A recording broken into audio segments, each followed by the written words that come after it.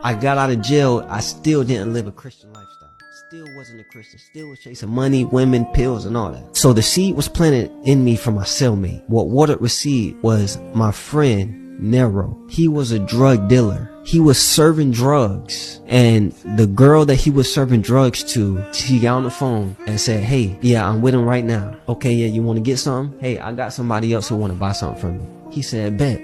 Bring him through. She get out the car, somebody come and shoot his car up, and he's shot. After he gets shot, he drive off to the nearest house to go get help. He get on the phone with his mom and said, Mom, I'm dying, I just got shot. I heard the phone call. I got to listen to the phone recording. She said, you better call on Jesus, call on Jesus, call on Jesus. She lost her son to the streets already.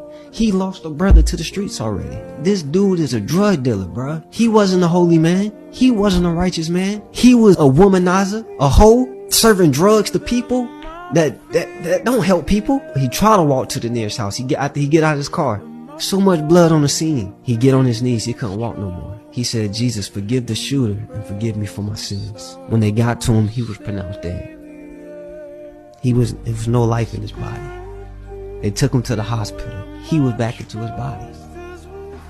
They thought it was a ghost. They ran. They say it's a miracle. You're not supposed to be alive right now. Do you know what he told me? He said, where I just was, I'm gonna be back. After he told Jesus, come into my heart, forgive me for my sins. After he took his last breath on earth, God allowed him to be in heaven. And he was sharing with me everything that he saw in the spiritual realm. This life here is temporary. Have you ever thought to yourself, why do I die? You ever thought to yourself? As a kid, dog, I'm like, why do I have to die? It's not fair for me to experience joy with my friends and family and then I forget. It's not fair that I experience this life and then what? I just vanish? It's no more John? I'm just gone? That's not fair. As a kid, I thought that. Well, you know what? That's because it's truth to it. We don't just vanish. We was never supposed to die. Sin brought death. When you go out there and you see a tree with no leaves, that's death. That wasn't like that before sin came. When you go out there and see the grass rotting and all the brown in the grass, that's death. That was never in the world. When my friend got shot and died, he continued living.